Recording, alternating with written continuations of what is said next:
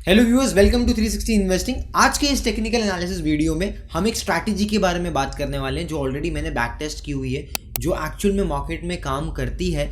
और ये स्ट्रैटेजी आपके लिए एक वीकली इनकम या लोगों के लिए वीकली इनकम का काम कर सकती है। तो बेसिकली जब हम ट्रेडिंग की बात करते हैं तो ट्रेडिंग में हमारा मोटिव क्या होता है? हमारा मोटिव ये होता है कि हमें ट्रेडिंग के थ्रू जल्दी से जल्दी पैसे बनाने हैं, राइट। तो अब मैं यहाँ पर इंट्राडे की बात नहीं करूँगा, बिकॉज इंट्राडे के लिए आपको पूरा दिन भर सिस्टम पे बैठना पड़ता है। हो सकता है कभी आपका भाव निकल जाए, हो सकता है कभी आप मीटिंग में चले गए बॉस के साथ में और आपका स्टॉप लॉस हो गया या आपको लॉस हो गया बिकॉज आप पोजीशन ट्रैक नहीं कर पाए। मेजरली फ्यूचर ऑप्शन में जो लोग करते हैं उनके साथ में ज़्यादा होता होगा, राइट। तो अगर आपके साथ भी हुआ है तो कमेंट्स में शेयर कीजिए।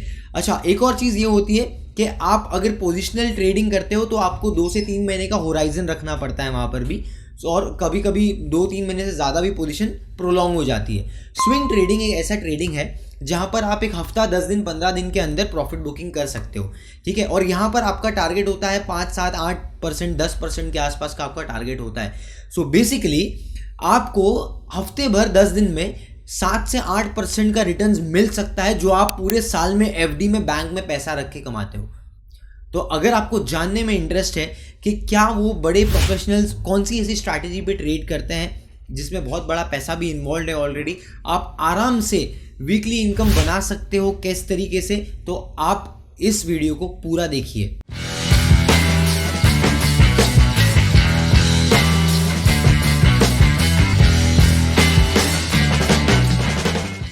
तो अब जो स्ट्रैटेजी के बारे में हम बात करने वाले हैं that will be on moving average. Moving average कुछ लोगों को शायद पता होगा, कुछ लोगों को नहीं पता है, तो सिंपल टर्म्स में समझा देता हूँ।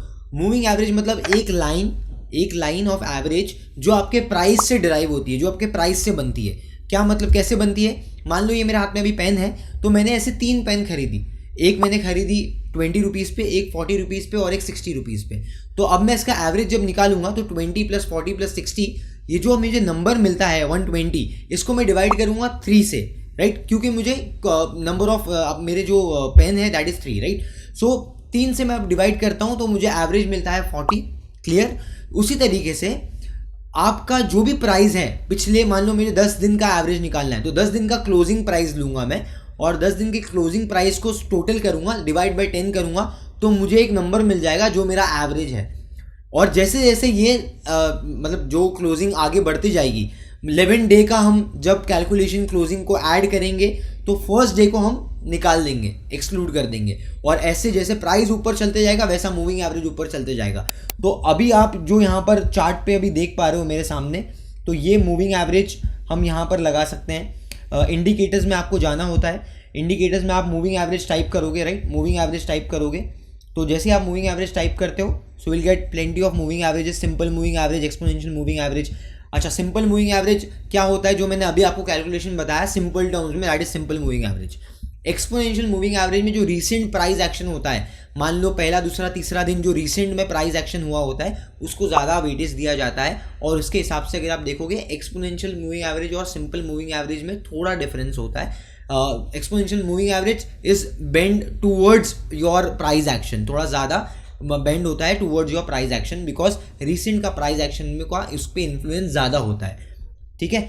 बहुत सारे आपको कोड्स और बहुत सारे वीडियोस वगैरह मिलेंगे मूविंग एवरेज पे। आज मैं यहाँ पर स्ट्रैटेजी पे बात करने वाला हूँ। अगर आप चाहते हो कि डिटेल में मूविंग एवरेज के ऊपर मैं एक वीडियो बनाऊँ तो मुझे कमेंट सेक्शन में ज़रूर बताइए। सो मैं एक full fledge video moving average पे करूँगा कोशिश कवर करने के लिए। अब यहाँ पर जब हम प्लॉट कर लेते हैं मूविंग एवरेज, जैसे मैंने यहाँ प्लॉट कर लिया, तो ये जो मूविंग एवरेज है ये 10 डे का मूविंग एवरेज है। जब ये 10 डे का मूविंग एवरेज है, आप इसको सेटिंग में जाके चेंज कर सकते हो सीधे।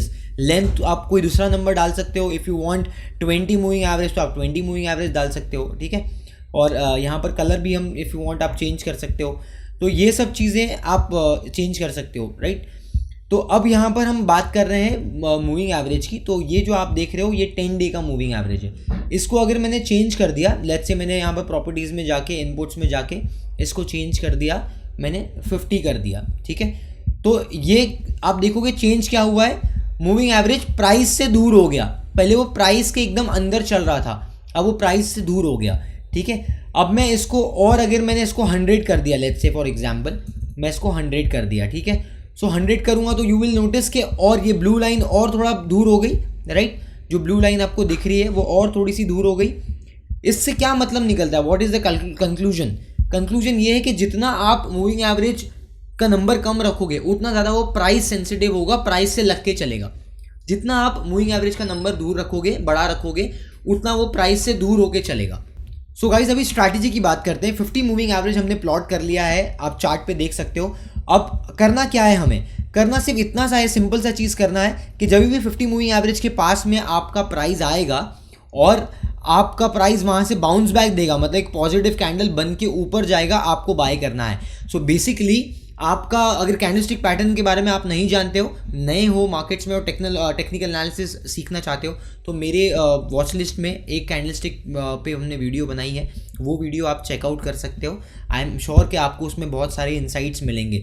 तो ये आप चीज़ कर सकते हो कि यहाँ पर जब भी प्राइस 50 मूविंग एवरेज के आसपास आया, इट्स अ बाय। ओके, अब यहाँ पर और भी आप जैसे यहाँ पर भी देख सकते हो, जब भी 50 मूविंग एवरेज के आसपास आया, it's a buy. 50 moving average के पास आया, it's a buy. So basically 50 moving average has to be rising. 50 moving average rising होना चाहिए। जैसे ये केस में आप देख रहे हो राइजिंग है और ये केस में आप देख रहे हो फॉलिंग है, तो फॉलिंग नहीं होना चाहिए। 50 moving average has to be with the trend, price के साथ में चलना चाहिए और ऊपर की तरफ चलना चाहिए। हम इसके और एग्जाम्पल्स देखते हैं, और भी स्टॉक्स देखते हैं रिसेंट में जो चले हैं अच्छे, that is IRCON, right, IRCON internationals. अभी आप ये देखोगे इरकॉन में कैसे ट्रेड मिला है हमें, हमने ट्रेड किया भी था ये रिसेंट में, इरकॉन भी हमने ट्रेड किया था। यहाँ पर आपको ट्रेड मिला, देन अगेन यहाँ पर आपको ट्रेड मिला, देन अभी यहाँ पर ये आया है, राइट। उसके अलावा एक और जगह पे अगर हम रेलवे की और बात करें, टीटागढ़ में भी देख लेते हैं, राइट। टीटागढ़ में आप देखोगे तो भी यहाँ पर आपको ट्रेड मिला है। See this, you can find this trade. अब यहाँ ट्रेड नहीं मिला, see this, it's very important कि आप ये समझो कि जब आपका मूविंग एवरेज कट कर जाएगा, प्राइस आपका मूविंग एवरेज को कट कर जाएगा, स्पेशली बड़े कैंडल से जब कट करेगा, तो आपको वहाँ पर ट्रेड नहीं लेना है, उस स्टॉक को थोड़ा टाइम के लिए अवॉइड करना है, ठीक है। It's very simple. एक एक मैं आपको की पॉइंटर्स यहाँ पर बताते जाऊँगा, जैसे जैसे हम आगे बढ़ते जाएंगे इस स्ट्रैटेजी में, आपको बहुत सारी इनपुट्स मैं यहाँ पर बताने वाला हूँ, क्रिस्टल क्लियर स्ट्रैटेजी आपको देने वाला हूँ टूवर्ड्स द एंड, ठीक है। एक और स्टॉक का एग्जाम्पल लेते हैं। यहाँ पर आप देख पा रहे हो मेरे सामने Usha mart, right. Usha mart में देखो मूविंग एवरेज ऊपर है, राइट। यहाँ पर 50 मूविंग एवरेज के पास में स्टॉक आया, बाउंस बैक, स्टॉक आया, बाउंस बैक, राइट। यहाँ पर एक ट्रेड मिला, बट ये स्टॉप लॉस हो गया, ये फॉल्स चले गया। तो बेसिकली आप देखोगे कितना बड़ा ट्रेंड में आपको 2 से 3 अपॉर्चुनिटी मिल रही है। ये हमने इरकॉन में भी देखा, हमने टाटा मोटर्स में भी देखा, और भी स्टॉक्स में आप देख सकते हो सिमिलर ट्रेंड। जब रिसेंट में कुछ स्टॉक्स अच्छे चले हैं, जैसे कल्याण जी, राइट, ये सेक्टर पूरा अच्छा चला है। सो कल्याण जी में भी आप देखोगे तो काफ़ी आपको ट्रेड्स मिलेंगे। सी दिस, 50 मूविंग एवरेज आया, boom, stock rallied like anything. यहाँ 220 वाला स्टॉक आपका सीधा 340 आ जाता है। और यहाँ पर एक और बार यहाँ पर आया, प्राइस आपका मूविंग एवरेज के पास में 323 वाला स्टॉक आपका 390 हो गया ऑलमोस्ट। तो इस तरीके से मैं ये आपको यही बोल रहा हूँ, ये भी एक ट्रेड था, ये भी एक ट्रेड था जो अभी हमने यहाँ पर किया रिसेंट में भी। तो वो ट्रेड्स में आपको अच्छे पैसे मिल सकते हैं। अब आप मुझे बोलोगे आप तो ये स्टॉक बता रहे हो जो चले हैं, वो स्टॉक तो बताओ जो नहीं चले हैं। जो स्टॉक नहीं चले हैं उसको छोड़ देना है। मैं बहुत सिंपल बात बोल रहा हूँ, आप ध्यान दीजिए जो मैं बोलने की कोशिश कर रहा हूँ। What I am trying to make a point is, stock वो ही सिलेक्ट करना है जो रनिंग में है, जो मोमेंटम में है। आज के तारीख में अगर केमिकल्स नहीं चल रहा है तो आप केमिकल में जाके ट्रेड नहीं करोगे। अगर टेक्सटाइल नहीं चल रहा है तो आप टेक्सटाइल में आके ट्रेड नहीं करोगे, राइट। अगर आईटी नहीं चल रहा है तो आप आईटी में जाके ट्रेड नहीं करोगे। You need to focus on sectors जो स्टॉक के मोमेंटम के साथ, मार्केट के मोमेंटम के साथ में जो स्टॉक्स में तेजी है। ये एक बहुत इंपॉर्टेंट स्ट्रैटेजी का सीक्रेट है कि आपको वो स्टॉक्स को लेवरेज करना है जो मोमेंटम में है। और शायद इसी के लिए हम ट्रेडिंग भी कर रहे हैं। ट्रेडिंग हम क्यों कर रहे हैं? बिकॉज हमें मोमेंटम गेन करना है, राइट।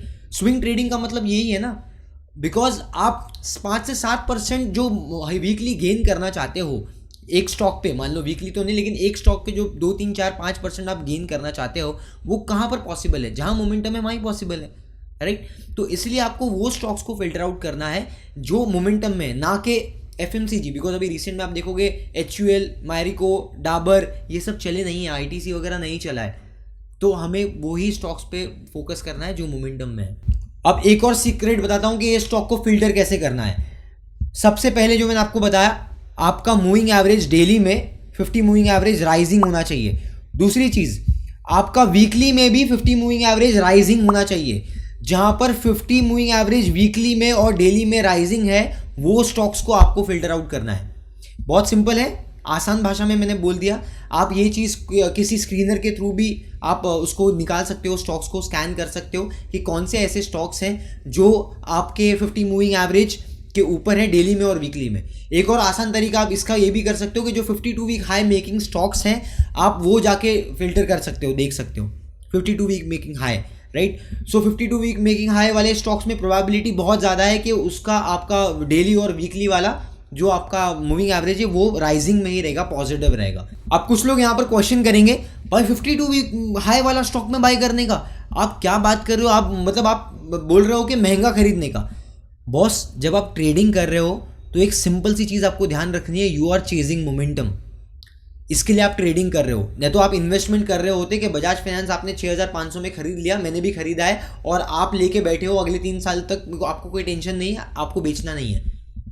वैसा नहीं है। ट्रेडिंग और इन्वेस्टमेंट दोनों अलग ऑब्जेक्टिव, अलग पर्सपेक्टिव से की जाती है। जब मैं ट्रेडिंग कर रहा हूँ तो मैं ट्रेडिंग के प्रिंसिपल्स फॉलो करूंगा, जब मैं इन्वेस्टिंग कर रहा हूँ मैं इन्वेस्टिंग के प्रिंसिपल फॉलो करूंगा। ये मैंने राकेश जी से सीखा है। तो राकेश जी आपको पता होगा कि वो एक बहुत बड़े ट्रेडर भी थे, इन्वेस्टर भी थे। तो ट्रेडिंग के प्रिंसिपल्स अलग रखना है और इन्वेस्टिंग के प्रिंसिपल्स अलग रखना है। जब हम ट्रेडिंग की बात कर रहे हैं, स्ट्रैटेजी की बात कर रहे हैं, तो स्ट्रैटेजी में एक एंट्री एक एग्जिट होता है। स्ट्रैटेजी को फिल्टर आउट करने के लिए कुछ क्राइटेरियाज होते हैं और वो क्राइटेरियाज हम यहाँ पर देख रहे हैं। गाइस, कभी भी जब आप प्रैक्टिस करोगे तो हमेशा ये बात का ध्यान रखना, ये मेरा कलेक्टिव एक्सपीरियंस बता रहा हूँ मैं आपको, 8 से 10 साल से जो मैं टेक्निकल्स कर रहा हूँ, हमेशा आपको नेगेटिव ट्रेड्स भी ढूंढना बहुत ज़रूरी है। बिकॉज जो आपके स्टॉप लॉस वाले ट्रेड होंगे ना, लॉस मेकिंग ट्रेड्स होंगे ना, वो आपको बहुत ज़्यादा कुछ सिखाएंगे। सो बेसिकली यहाँ पर भी हम रेफर करते हैं जैसे कि आपको ट्रेड कहाँ नहीं लेना है, ये भी इंपॉर्टेंट है जानना। सो सी दिस, यहाँ पर जहाँ आपका मूविंग एवरेज प्राइस को कट कर जा रहा है बड़े कैंडल से, वहाँ पर आपको ट्रेड नहीं लेना है, राइट। ये जगह पे आपको ट्रेड नहीं लेना है। अच्छा, उसके अलावा एक और जगह पे जहाँ आपको ट्रेड नहीं लेना है, आगे जाके देखेंगे तो यहाँ पर भी 50 मूविंग एवरेज को कट कर दिया प्राइस ने, आपको यहाँ पर ट्रेड नहीं लेना है। तो जहाँ पर आपका प्राइस बड़े कैंडल से, रेड कैंडल से आपके मूविंग एवरेज को कट कर जा रहा है, वहाँ पर वो स्टॉक्स में आपको थोड़ा अवॉइड करना है, ट्रेड नहीं लेना है। रिसेंट का एक और एग्जाम्पल, जो मेरे चैनल पे भी किसी एक फ्रेंड ने, जो हमारे सब्सक्राइबर हैं, उन्होंने मुझे एक क्वेरी पूछा था, राइट। तो वो मैं आपके साथ में शेयर कर रहा हूँ। ये एक स्टॉक है जो रिसेंट में बहुत बड़ा फॉल आया है ये स्टॉक में। सी दिस, स्टॉक अच्छा ट्रेंड में था, पॉजिटिव ट्रेंड में था, 50 मूविंग एवरेज चल रहा है ऊपर, राइजिंग है, सब कुछ प्रॉपर है। ऑल ऑफ अ सडन 1160 से स्टॉक आ जाता है 900 रुपया। तो एक जब बड़ा कैंडल से आपका 50 मूविंग एवरेज ब्रेक होता है तो आप देखोगे उसमें और वीकनेस कंटिन्यू होने की पॉसिबिलिटी है। उसमें एक और चीज़ ये भी हुई कि इसने अपना स्विंग सपोर्ट भी तोड़ दिया है। तो हो सकता है कि ये पुल बैक आए, बट अगर मैं होता तो मैं शायद से पुल बैक यूज़ करता स्विंग ट्रेडिंग में एग्जिट करने के लिए, या तो मैं स्टॉप लॉस पे कंप्लीट एग्जिट कर लिया होता, राइट। तो फर्स्ट प्लेस आपको ये ध्यान देना है कि आपको स्टॉप लॉस फॉलो करना है, बहुत ज़रूरी है। चाहे आप कोई भी सिस्टम फॉलो करो, कोई भी स्ट्रैटेजी, कितने भी बड़ा आपका ट्रेनर होगा जिससे भी आपने सीखा होगा कुछ, या आप सीख रहे होंगे, जो भी इंसान आपको ये बोल दे कि रिस्क मैनेजमेंट फॉलो नहीं करना है, वो गलत इंसान है। मैं क्लियरली ये चीज़ बोल रहा हूँ, बिकॉज आप जितनी मर्जी बुक्स पढ़ लो, आपको हर एक बुक में मिलेगा। देखो, मैं आपको एक बहुत इंपॉर्टेंट चीज़ बताता हूँ और आप ये ध्यान से सुनो, बिकॉज और आपके लाइफ में एक बहुत बड़ा बदलाव ला सकती है, एक इम्पैक्ट क्रिएट कर सकती है, जो मैं आपको अभी बोलने वाला हूँ। मैंने मेरे फ्रेंड से ये चीज़ सीखी है कि आप जब बुक्स पढ़ते हो, आर्टिकल्स पढ़ते हो, उससे आपको बहुत कुछ सीखने मिलता है। क्यों सीखने मिलता है और क्यों वो वर्थ है, करोड़ों का वर्थ है उसका? क्योंकि एक बंदा मान लो 25, 30, 40 साल का जो अपना पूरा एक्सपीरियंस है, जैसे मैंने रे डालियो का बुक पढ़ा था, तो 40-50 साल का जो उसका क्यूमुलेटिव एक्सपीरियंस है वो मुझे एक बुक के अंदर दे रहा है, एक्सपीरियंस शेयर कर रहा है। तो मैं टाइम में 40-50 साल आगे चले जाता हूँ, बिकॉज उसने जो गलतियाँ की हैं और जो उसका एक्सपीरियंस रहा है वो मैं सीख पा रहा हूँ एक बुक रीड करने के। और मेरे को बुक में कुछ पैसे लगते हैं और कुछ घंटे लगते हैं, कुछ दिन लगते हैं, राइट, बुक पढ़ने के लिए, कंप्लीट करने में। तो मैं समझ रहा हूँ कि आपको पूरा जो उसकी 40 साल का एक्सपीरियंस है वो आपको 4 घंटा या 4 हफ्ते में मिल जा रही है। नथिंग लाइक इट, ठीक है। तो इसलिए हमेशा ये चीज़ ध्यान रखिए। बहुत सारे आर्टिकल्स और बुक्स में बड़े बड़े ट्रेडर्स ने, फंड मैनेजर्स ने ये चीज़ बोली है कि हमेशा ही अपना एक एग्जिट प्लान रखिए साथ में। तो 50 मूविंग एवरेज का एग्जिट प्लान क्या है? ऐसे स्टॉक्स में एंट्री नहीं करना है जब आपका बड़ा कैंडल से आपका मूविंग एवरेज ब्रेक हो गया और जब भी आप एग्जिट एंट्री कर जाते हो, अगर मान लो आपका एग्जिट हो गया वहाँ पर, मोमेंटम नहीं आया स्टॉक में, तो हमेशा ही कैंडल के नीचे का आप स्टॉप लॉस रख के एग्जिट कर सकते हो, राइट। तो ये 2 चीज़ मैंने आपको यहाँ पर बताई। सो बेसिकली यहाँ पर अगर आप चार्ट पे देख पा रहे हो मेरे साथ में, तो हम आरबीएल बैंक में हैं। आरबीएल बैंक में यहाँ तो आपको एंट्री अपॉर्चुनिटी दिया और आपको पैसा भी मिल गया, 1:2 का रिस्क रिवॉर्ड मिल गया।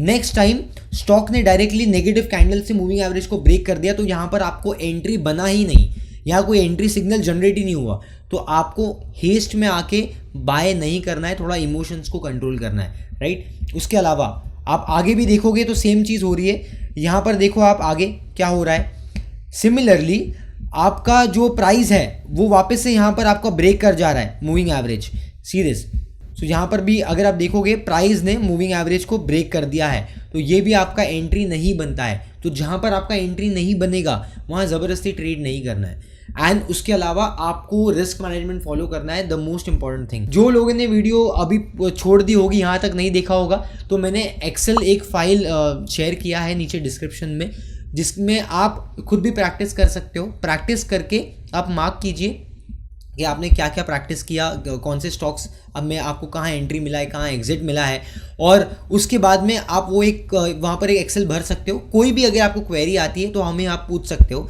आप कमेंट्स भी कर सकते हो, राइट। सो ये सब चीज़ें मैंने आपके लिए मैं शेयर कर रहा हूँ, वो एक्सेल शीट, वो आप थोड़ा प्रैक्टिस कीजिए, खुद से प्रैक्टिस कीजिए। देखिए शायद लाइक करोगे नहीं करोगे तो शायद मुझे फ़र्क नहीं पड़ेगा, लेकिन मैं चाहता हूँ कि आप एक्चुअल में प्रैक्टिस करो, because that will make a huge difference for you. अब आते हैं एग्जिट के बारे में कि कहाँ पर एग्जिट करना है। तो बेसिकली जब आप एंट्री कर जाते हो कोई भी स्टॉक में, सो लेट्स टेक एग्जांपल, कोई एक हॉस्पिटल सेक्टर का एग्जांपल लेते हैं, रेनबो पे भी मैंने रिसेंट में वीडियो बनाया, और रेनबो पे ऊपर एक वीडियो भी आने वाली है। तो मान लो ये मेरा रिसेंट का जो ट्रेड था रेनबो हॉस्पिटल्स पे, वो मैं आपके साथ में यहाँ पर शेयर कर रहा हूँ। तो यहाँ पर अगर आप रेनबो देखोगे तो 50 मूविंग एवरेज पे आया, डोजी कैंडल बनाया और यहाँ पर ब्रेकआउट होके यहाँ पर आपको अच्छा खासा ट्रेड पे पैसा मिला। तो रेनबो हॉस्पिटल में बेसिकली ये जो आपका एंट्री पॉइंट है और आपका एग्जिट पॉइंट विल बी 1:2। या तो आपका exit point can be previous resistance, जो ये केस में 1:2 से ज़्यादा था और प्रीवियस रेजिस्टेंस भी यहाँ पर था, और एल्स आपका ये स्टॉप लॉस होगा, ठीक है। तो अगेन मैं आपको ये बता देता हूँ कि यहाँ पर जब आप रेनबो में एंट्री करोगे तो रेनबो पे एंट्री आपकी किस तरीके से होगी, ये आपका एंट्री पॉइंट होगा, राइट, और ये आपका एग्जिट पॉइंट होगा। एग्जिट पॉइंट इसलिए भी होगा बिकॉज ये प्रीवियस रेजिस्टेंस है और 1:2 1:3 का आपका ऑलरेडी रिस्क रिवॉर्ड हो गया है। सो सेल साइड में भी टाटा मोटर्स में ये स्ट्रैटेजी काम करती है।